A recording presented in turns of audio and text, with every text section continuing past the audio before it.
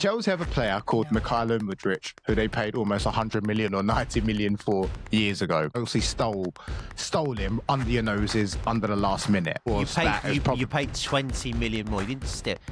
We said our ceiling's 60 mil, and you've gone, "Wow, we'll pay 80." We're like, "Well, we're not going to pay that." Okay. I bet you're glad you spent the extra 20 mil. This reeks of desperation because N'Golo Kanté was quality 10 years ago. But Chelsea are desperate. Yeah, Chelsea but that's are what I'm desperate. saying. Let Kante have his moment in the sun. Let him sail off into the sunset. He's worked so hard in his career for, before Leicester, Chelsea, France, finished in 7th. Right, boys, Chelsea news. I've got some really interesting transfers, potential incomings which are coming, which could possibly happen.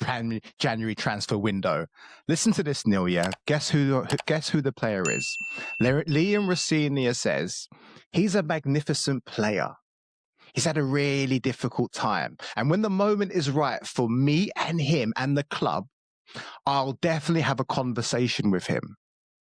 Any guesses who I'm talking about? No idea. He's a magnificent player.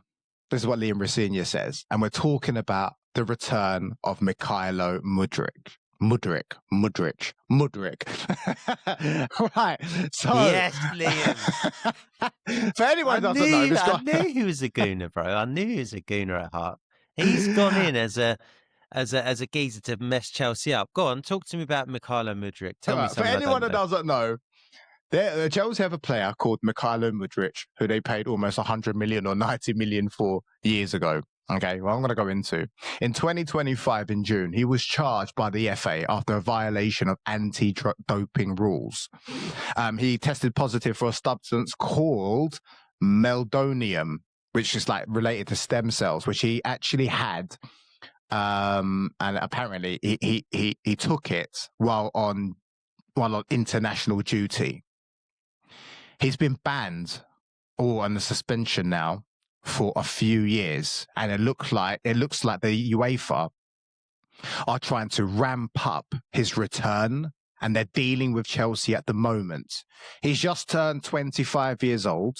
He's been given a training program by Chelsea, although he hasn't stepped foot in Cobham since he got officially suspended. And he's appeared in 73 matches with 33 appearances coming from the bench. He's got 10 goals, but they all came during the 2023 to 2024 season. So this is a guy that Mikel Arteta was going to get. And then Chelsea stole him under your noses under the last minute. And of course, you paid 20 million more. You didn't steal. We said our ceiling's 60 mil, and you've gone, "Wow, we'll pay 80." We're like, "Well, we're not going to pay that." That's what happened. Okay. But you're glad you spent the extra 20 mil. No. I mean, it really seems like the worst. I don't know what's worse. Pepe signing for Arsenal or, Chelsea signing Mudryk, who had this huge expectation. Mudryk's definitely worse. They're both terrible. Yeah, I don't think I can't really say much because it's been so bad. I must say the only time I've been really impressed with him was his first game. Where he looked electric, and all Chelsea fans got a huge erection. Oh my God, we got one of the best players. He's going to be a Ballon d'Or potential winner and all this sort of nonsense. But it has definitely not turned that way. And then to add insult to injury for him, he got suspended because of this doping ban, etc. I personally am not that excited to see Mykhailo Mudryk. There's rumours that he's going to... Yeah, there's rumours that they're gonna, once he officially comes back, they're gonna ship him off to Strasbourg to build up his match fitness. This does kind of make sense, but even once he's done that and he comes back to Chelsea, if he ever comes back to Chelsea to play for that football club again, I don't know. He's been out of the game for so long. Even when he was in the game, he was so bad. He was so inconsistent. I mean, it's great scoring a wonder goal here and there in the Carabao Cup. That doesn't prove nothing. What do you think about the return of Mykhailo Mudryk? Because as you can tell by my tone and everything that I've said, I'm not that impressed. Non-event. Like, the less said, the better. Move on. Okay. Genuinely, I don't know what else you can really add to that. The guy was useless on the pitch, and then he fails a drugs test. I'm like, God, that was him on performance-enhancing drugs. Imagine how crap he actually is. You know what I mean? He's just shocking. He just Yeah. yeah, you know, all the problems that Chelsea have. Of course, where does he play? Left wing. Yeah, well done. You know what? I have to agree. I really can't entertain this anymore. He's a Chelsea player. If he comes back, that's fine. Give him a couple of minutes here and there, maybe in the Carabao Cup. Well, definitely not that because we're out of it because it's Arsenal. But give him some minutes here and there, see how he does. Then you can really evaluate him. But am I excited that he's coming back? No, not really. I think even though we have Gittins, I really don't rate Gittins either. And I'll still have him over Mykhailo Mudryk. Let's do what you say. And let's actually freaking move on. I'm not interested in that at all. One thing which the next person who could potentially be coming in is someone I am very interested in. Okay, because it's a new signing, a new potential midfielder. Because of course Romeo Lavia, Asugo have been injured. Asugo just slipped somewhere a couple of weeks ago, or whatever, and now he's out to the rest of the season. Caicedo and Enzo are being overworked, in my opinion. And of course, recently over the past week, Chelsea have been heavily rumoured to sign on a short-term deal Douglas Luiz from Italy. I'm not that keen on that signing either. What I am keen on is, especially if Chelsea are looking for a midfielder, and more preferably an experienced midfielder, is the return of N'Golo Kanté, who, including me, would probably put him in our final Premier League 11 as probably the best six. Over Rodri, over Mykhailo. Yeah, it's just my opinion, right? And the return of this guy, because he's 34 years old, he is playing for Al Ittihad, I think, or one of the Al's in Saudi Arabia. He's still tutored to be part of the French World Cup squad this summer. He's very close, or I think Fenerbahce are looking to snap him up on a permanent deal because there's a lot of interest from Premier League clubs, including Chelsea, right? And this is obviously confirmed by Fabrizio Romano. For me, as a Chelsea fan, I would love to see N'Golo Kanté come back. Of course, he may not play every single minute. The guy's 34. All right. But he'll be able to imagine him and Caicedo. That's freaking crazy. Imagine what he could teach Caicedo and potentially even make him even better. Not only is he going to be an extra man that we could rely on because he's not injured at the moment, but he's a player with a huge amount of experience. And Chelsea lack that at the moment. So he's an icon that could potentially come back and galvanize the team. I think he does not much of a verbal communicator, but I don't think you actually need to when you're playing football. Just his presence alone can bring a lot to the Chelsea team. And on a short-term deal to the end of the season, that's like a match made in heaven for me. And let's see. N'Golo Kanté, Neil, if you're a Chelsea fan, what do you think, considering everything I said?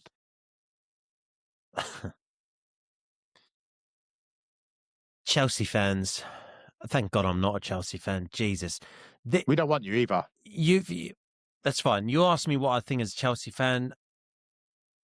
I'm going to tell you what I think.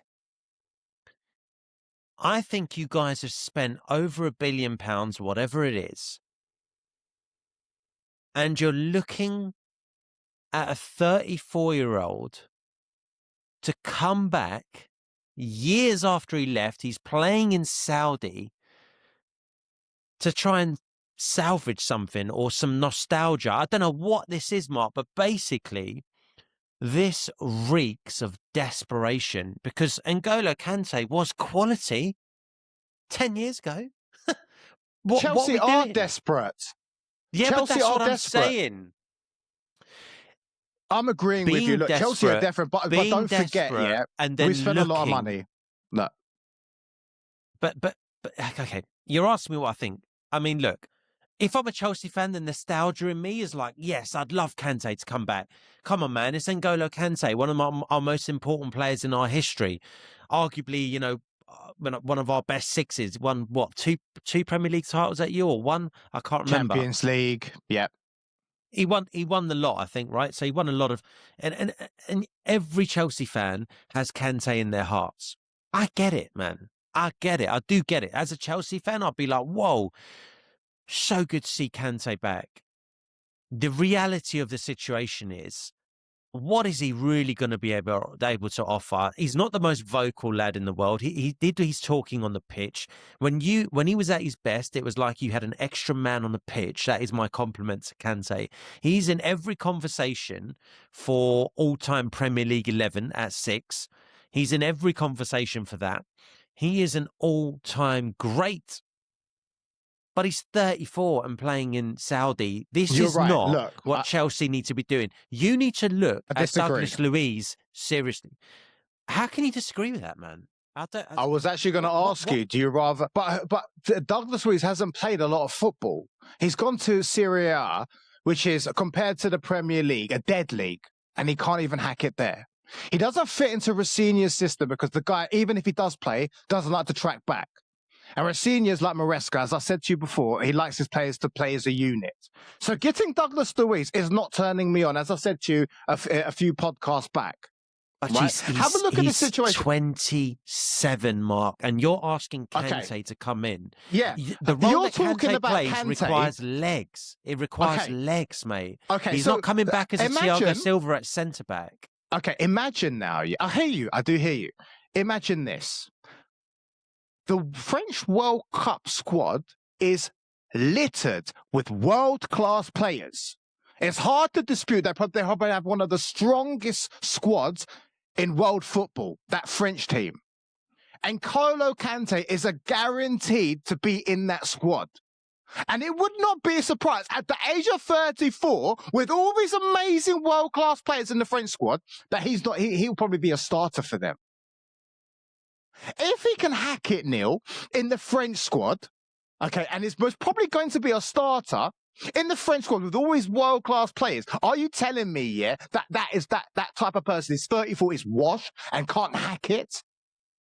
That's where I disagree with you. What's the most physically demanding league in the world? Okay, the Premier League, which he has a huge amount of experience in. Yeah. Mm-hmm. International football. Yeah. I mean, Harry Maguire at international football is a bona fide legend, right? Look, I love Kante. You know I love Kante. Look, I think Kante is a great player. If that's where Chelsea want to go with it, go with it. I don't understand what it's going to achieve. I think you're better off trying to get someone in. I told you already. You want him to come in and be a mentor for not Caicedo. Just you that, want him to come in and be a mentor for the squad, right? He's been there, not done just it. That. Bro, we're burnt out. We haven't got... So you're going to get a 34-year-old in. We have injuries. We're constantly playing. We're constantly playing Enzo, Fernández, and Caicedo. They need a rest. They would have got that rest if Chelsea didn't have injuries to Sugo and to Romeo Lavia. Chelsea's goal is to try and get... that Kante is not the right move. No. I never said that. I think no, I don't, because of the reason which I said. It may sound like bias, and yeah, there's nostalgia. There is. You've brought up valid points, but my points, I think, also are valid. He's not washed. I get it. He's 34, and the strongest league is the Premier League. It's not international, and yeah, Harry Maguire's bona fide looks fucking amazing. League in the world? I don't know. Saudi? I don't know. MLS? I don't know. MLS probably. I would probably say MLS.